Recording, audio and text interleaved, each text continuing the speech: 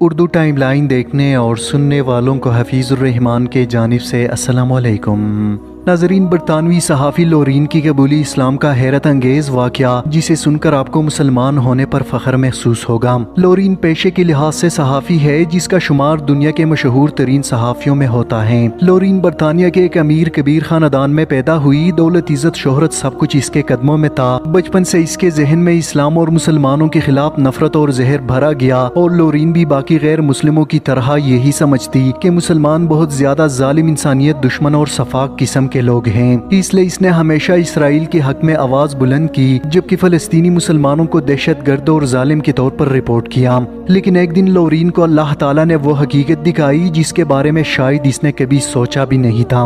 ناظرین، اپنے اسلام قبول کرنے کے حوالے سے لورین بتاتی ہیں، میں نے اسلام مسلمانوں کی محبت اور دوستی میں قبول نہیں کیا۔ مجھے ہمیشہ اسلام اور مسلمانوں سے نفرت رہی تھی، پر نہ جانے کس وقت اللہ تعالیٰ نے میرا دل اسلام کی طرف موڑ دیا۔ اسلام کی جانب یہ سفر میری زندگی کا نہایت خوشگوار سفر تھا۔ مجھے نہیں معلوم میں کبھی اس راہ کی مسافر بنی، لیکن میرے ساتھ فلسطین میں پیش آنے والا ایک عجیب واقعہ جس نے میرے ذہن اور دل کے دروازے اسلام کے لیے کھولنا شروع کر دیے۔ لورین بتاتی ہے، یہ سن 2005 کی بات ہے۔ میں برطانوی اخبار دی میل کے لیے فلسطینی علاقے مغربی کنارے روانہ ہوئی۔ فلسطین جانے سے پہلے میرے دوستوں نے مجھے سختی سے منع کیا۔ وہاں کے مسلمان انتہائی ظالم ہے، وہ تمہارا ریپ کر دیں گے، پھر تمہاری جسم کے ٹکڑے ٹکڑے کر کے پانی میں بہا دیں گے۔ وہاں کا بچہ بچہ دہشت گرد ہیں، جبکہ بم اور گولیاں کھلونوں کی طرح جیب میں لے کر گھومتے ہیں۔ یہی وہ نفرت اور جھوٹ ہے جو مغربی میڈیا نے لوگوں کے دلوں میں بھرا ہے، اور میں بھی ان لوگوں میں سے ایک تھی جس کے دل میں مسلمانوں کے لیے کوئی رحم، کوئی جگہ نہیں تھی۔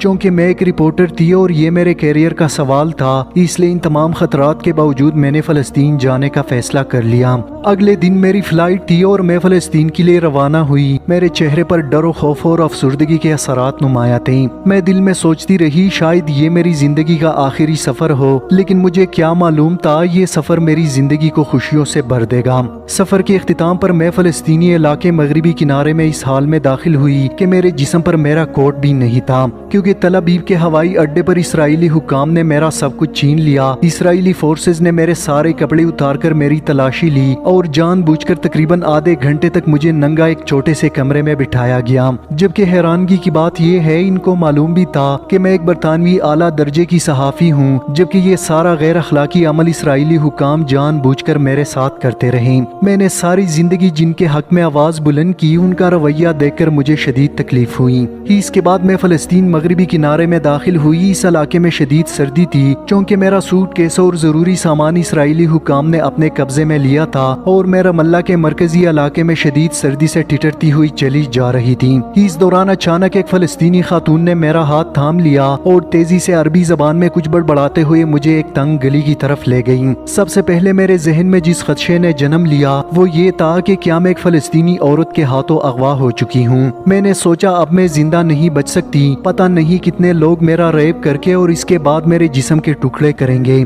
وہ خاتون مجھے ایک مکان کے اندر لے گئی۔ کئی منٹ تک میں خاموشی سے اور کانپتے جسم کے ساتھ کھڑی رہی۔ وہ خاتون الماری میں کچھ تلاش کرتے ہوئے مسلسل میری طرف دیکھتی رہی۔ میں نے سوچا شاید وہ چوری یا کوئی دوسرا آلہ قتل ڈھونڈ رہی ہے، لیکن میری حیرت کی انتہا اس وقت نہ رہی جب اس نے الماری سے ایک کوٹ، ایک حجاب اور ٹوپی نکال کر میری طرف پیش کی، اور مجھے اشارے سے کہنے لگی، اسے پہن لو۔ یہ منظر دیکھ کر میں کس قدر حیران ہوئی اس کو میں الفاظ میں بیان نہیں کر سکتی۔ وہ بوڑھی خاتون انتہائی شفیق اور محبت بھری نظروں سے میری طرف دیکھتی رہی۔ اس کے بعد اس نے مجھے ہاتھ کے اشارے سے بیٹھنے کو کہا اور گرما گرم چائے 2 منٹ میں تیار کر کے لائیں۔ مجھے سمجھ میں نہیں آ رہا تھا یہ حقیقت ہے یا خواب ہے، کیا یہ وہی ظالم اور سفاک لوگ ہیں؟ او میرے خدایا، یہ میں کیا دیکھ رہی ہوں؟ چائے پینے کے بعد وہ خاتون مجھے اس گلی میں چھوڑ کر آئیں جہاں سے وہ مجھے اپنے گھر لے کر گئی تھی۔ اس عورت نے مجھے انتہائی گرم جوشی سے بوسہ دیا اور واپس چلی گئی۔ حیرت کی بات یہ ہے، اس سارے عمل کے دوران ہمارے درمیان ایک لفظ کا تبادلہ بھی نہیں ہوا، کیونکہ مجھے عربی اور اس کو انگریزی زبان کی سمجھ نہیں تھی۔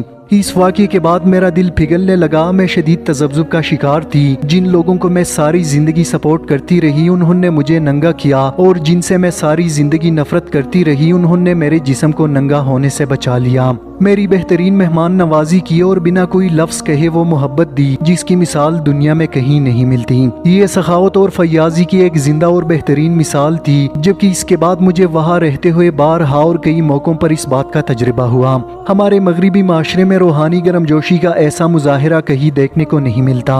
अब मुझे पूरा यकीन था कि मगरबी मीडिया मुसलमानों के खिलाफ किस कदर झूठ का सहारा लेता है। मीडिया पर मुसलमानों के खिलाफ जो बकवास और प्रोपेगंडा किया जाता है, हकीकत उससे बिल्कुल और सरासर मुख्तलिफ है। इसके बाद आने वाले 3 बरसों में मुझे फ़लस्तीन के मुख्तलिफ इलाकों में जाने का इत्तेफाक हुआ, लेकिन किसी मुसलमान की वजह से मुझे कोई तकलीफ नहीं पहुंची, बल्कि वो मेरे साथ इंतहाई इज्जत और एहतराम के साथ पेश आते थे। इस दौरान मुझे एहसास होने लगा कि मुसलमान दहशतगर्द नहीं बल्कि रोए ज़मीन पर बेहतरीन लोग हैं जो औरत की इज्जत के लिए अपनी जान तक कुर्बान कर देते हैं। मैंने फ़लस्तीन में तकरीबन 3 साल से ज़ायद अरसा गुजारा, मगर ना तो किसी ने पीछे से नाजेबा जुमले कहे, ना ही किसी ने सीटी मारी और ना ही किसी मर्द ने गंदी नजरों से मेरी तरफ देखा। ये वही बातें हैं जो आम तौर पर मगरबी माशरे में बहुत ज्यादा आम है। जब भी नौजवान लड़की को अकेले देखते हैं तो मौका मिलते ही अजीब और गंदी अल्फाज मुंह से निकालना शुरू हो जाते हैं, लेकिन मुस्लिम माशरे में मैंने ऐसा कहीं भी नहीं देखा।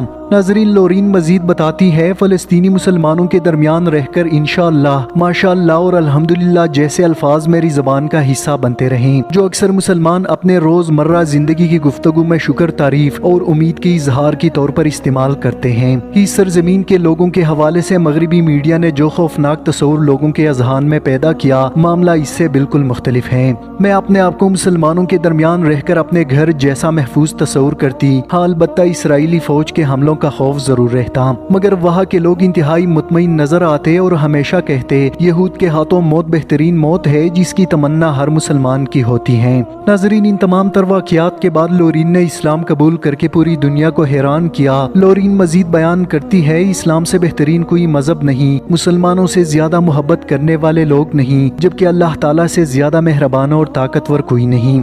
ये अल्लाह ताला के मुजज़ात है जिसने एक नफरत करने वाली ईसाई खातून को इस्लाम की तरफ माइल किया, जिसने मगरबी दुनिया का झूठ और प्रोपेगंडा दुनिया के सामने बेनकाब किया। बेशक वही होकर ही रहता है जो अल्लाह ताला का फैसला है।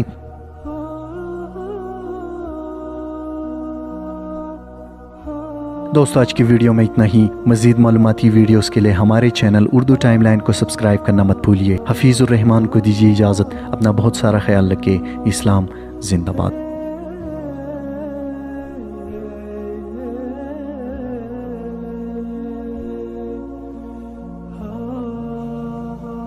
Why do you fast in Ramadan? Why? What is the point?